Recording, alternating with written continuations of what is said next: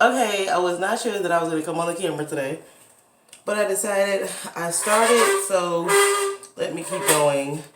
I want to do not judge my toes or my scale that seems to get a lot of hair on it. I wanted to at least give you guys a routine of maybe looking at the scale with me in the morning. See, now I went up a little bit because I already had some water.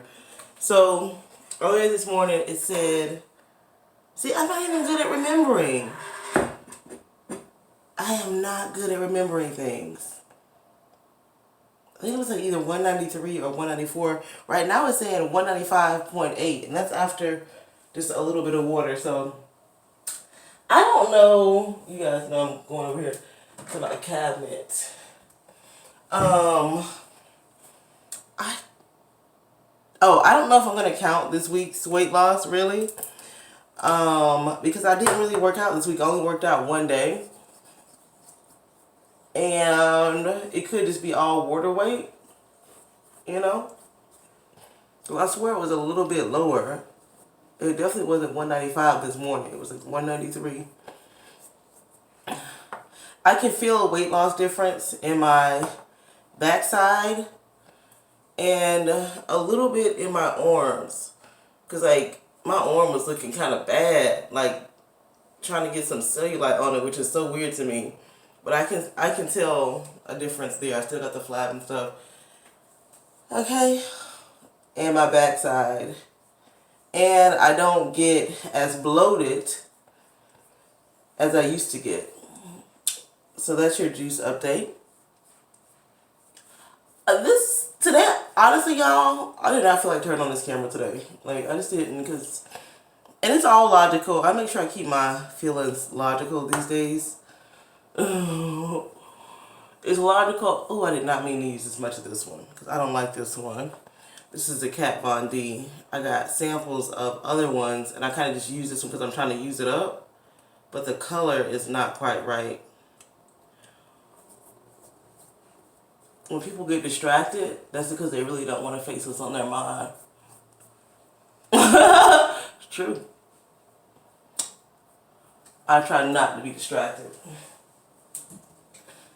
I did not want to come on the camera today because I'm feeling very lackluster because of my person, and this is the kind of stuff that they don't like about the internet and don't feel like belongs on the internet, is people's personal business and issues. I don't know what it is. We're not having a fight, but we're definitely having a disagreement of sorts. Or not even a disagreement, just like a come to Jesus. Like, it all started because I don't know what started it. But for me, what made me speak my mind was when he came out of his mouth and said that he was worried about me and had been worried about me for 4 months. And that pissed me off because let's just say that there's not cause for worry. Then you just sitting back looking at me. Let's just say there is cause for worry, and you sitting back looking at me and judging me and not saying anything. That's just how I took it. Now, I'm not always right. Let me always say that. No matter what my own feelings are, I am not always right. Right? No matter how hurt, angry, whatever. I could be wrong. I could be being defensive. I could just be taking things the wrong way because my perspective or my interpretation. But there are some tangible things in life. And I slept in my makeup last night, so I got a breakout going on right here and right here. I didn't want to scrub my face this morning, but it's kind of nagging me. And I also did not drink enough water yesterday, so I'm definitely trying to get my water in, starting my day off with water. Yeah. So what it did is something I really don't do in this relationship. Is I just, like, not in a nasty way or not in a loud or obnoxious way. I just kind of lay down with examples how I felt about certain things. Like, if you were so worried about me, why you been taking so many business trips then? You know? If that's truly how you felt. It actually started because we're looking for a place. Now, this apartment was never meant for two people. As a single person, female, I've always lived in apartments. I just always consider it safer, more convenient, less upkeep. Pro. Now, he feels, like most men, that all apartments are crap. It's too close to other people. No privacy. Somebody always can tell you what to do. How late you can be out and how many people you can have over. You can't have a big party. There's not enough space. Okay. What it did, as my lease started to get up, was I started stalling on canceling my lease. Then he was like, if you want to go ahead and, after having his hissy fit and stuff, he was like, if you want to go ahead and renew your lease, do whatever makes you feel safe.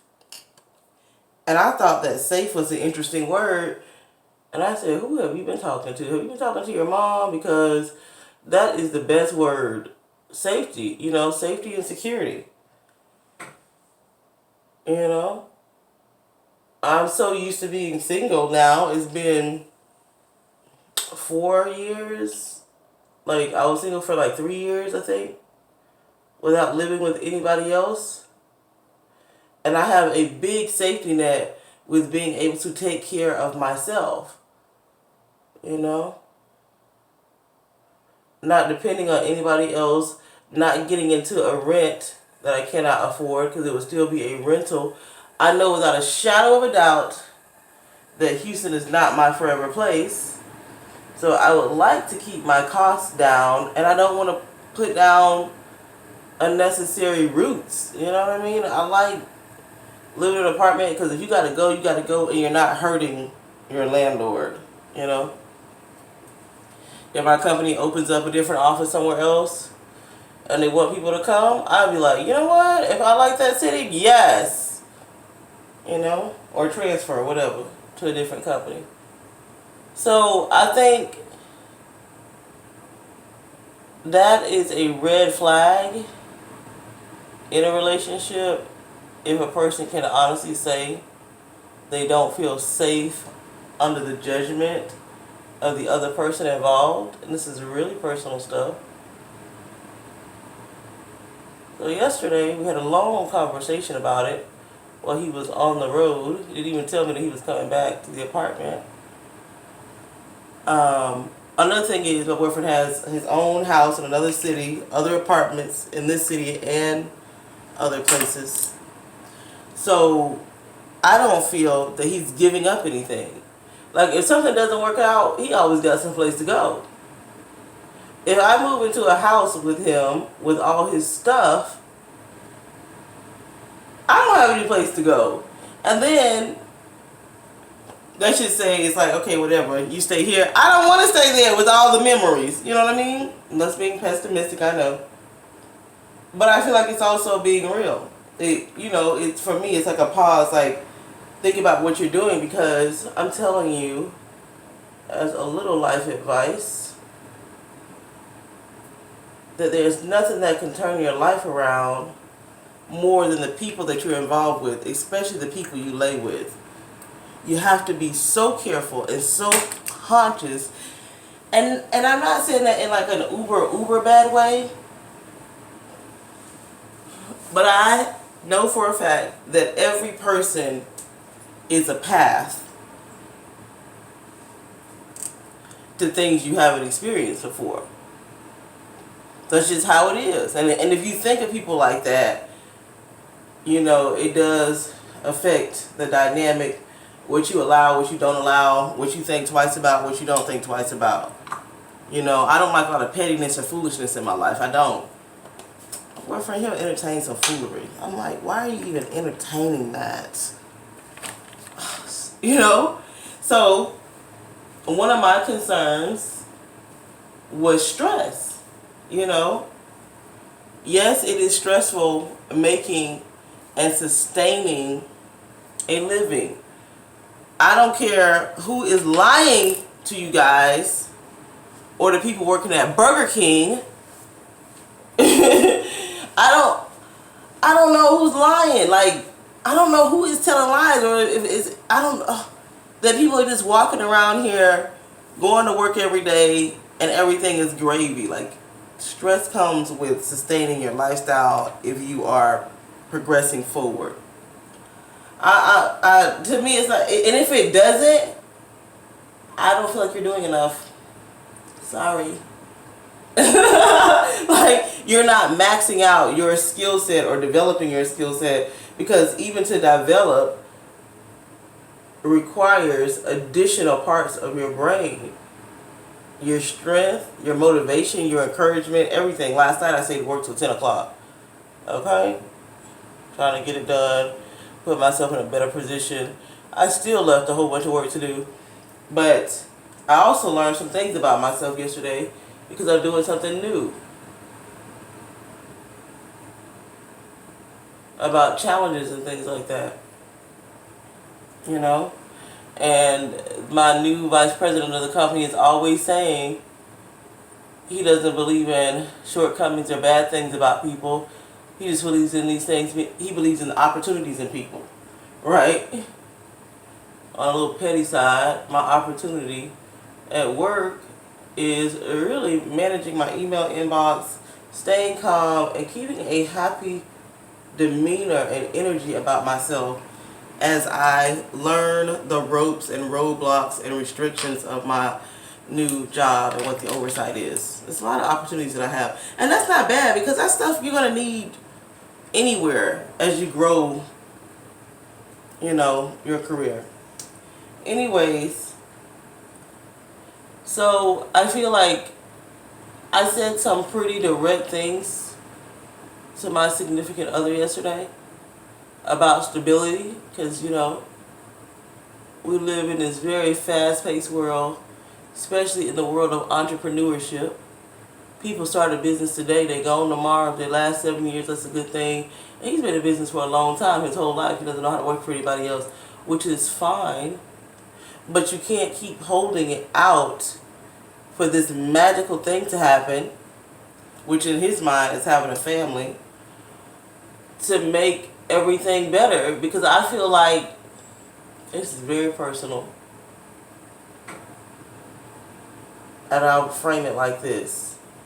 He has always said once he has a family, he's going to do things differently, such as get a hold of his travel schedule, such as really lock down one place as a serious home. He says this is his home because I'm here, and he feels that way. But if he had a family, which is a child, he would, what would he do? He would really make an effort to be home on the weekends and different things like that. You know, so much would change. He would take care of a lot of things. He knows that I wouldn't want to work for like the first couple of years and stuff like that. You know, he would take care of all that. And I'm just like, oh. And I finally just said, you know what? Either you're really just ignorant when you say things like that. Just beyond ignorant. I forgot what the second thing was. Or just like ratchet / ghetto. Like, to me, that is the most ignorant thing you can say for a lot of different reasons. And I broke it down. I was like, number one, the only thing that you're going to attract with a mindset like that is a stupid gold digger. Like, a stupid 20-year-old who just doesn't know any better. Like, you mean to tell me you believe that after you have a kid, you're going to have the best part of your relationship? No, honey. As they're trying to get you, that's the best part. That is as good as it's ever going to get. Financially, gifts-wise, time-wise, spending your time with each other. Hello. Secondly, and more importantly, that is so diminishing to a woman for a man to have that kind of view, because basically you're saying that I'm not enough or we're not enough, that it has to be an outside thing to make it come together. Thirdly, as you tell that shit to me, you just need to strike that from your vocabulary.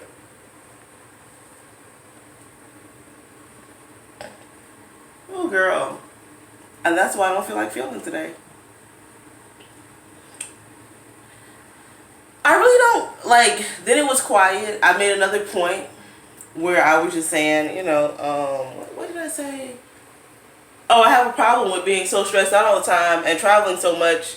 But it's not like we're traveling just by ourselves. We're always traveling to go meet your friends, to go do an event, or because this is happening, that's happening. It's not like we're traveling romantically just to spend time with each other. No. There's always a party. There's always somebody. And to me, that's like a horror story. Like, we're going to race, stress, work. I'm going to take time off of my job as a day off to hear you sit up there and have a full day's work on the telephone and stress me out. Stress the hell out of me, I said. And then we're going to go to a party and throw a party on it. That's a horror story to me. And it's just not for me. Like, 2 years ago, maybe even last year, yeah, I would have been into the party thing. But I have had a lot of things happen to me. I'm processing a lot of things. And no, I just don't feel like the foolery right now, Sometimes, like, I'll show up, but it's not the same. And I'm not going to be a party pooper, so sometimes I'm not going to show up. Long story short, I'll be damned if last night I'm sitting at my desk all afternoon, they start calling me for happy hour because some of his friends have my cell phone number, texting me and stuff. I didn't show up for happy hour. They stayed out till 10. I tried to meet them, but they were walking back from one place. And then he just decided to stay out and keep going partying. Because he was like, well, you can come. Well, he was like, you coming? I'm like, hold on. So he stayed out with another married friend who probably in a shitload of trouble for sleeping on the sofa. When you try to go home after a certain time and you are in a house that you bought with a child, with a person with a regular job, it's a whole nother shit, And sometimes I just feel like sometimes I feel like that I have not matured, that I'm still a teenager, I'm still in high school, I haven't accomplished anything. And then I think, oh, this is how you get to know who you are and where your maturity is, because I'm not a waitress, boo.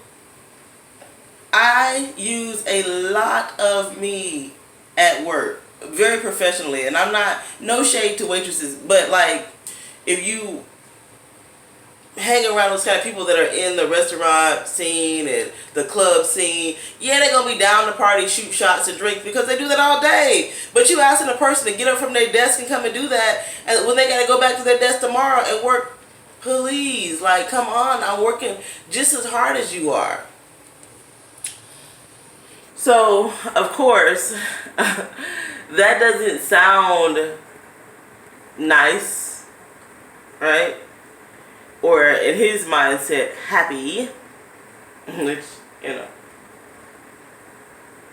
But I don't care, because I gotta take care of me. I gotta fill me up. I've got to rebalance myself. And that's a lot of I am so willing to go the extra mile, do special things, make it romantic. I went out and bought him some new stuff a couple of weeks ago, like just some like linen shirts and shorts. I am willing to come home from work tired and cook dinner, and I'm willing to go ahead and go out there and start looking for vacation plans and different things.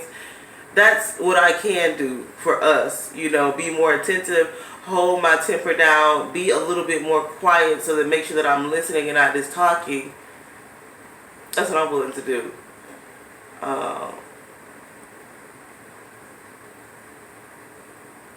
also willing to come to terms with the status of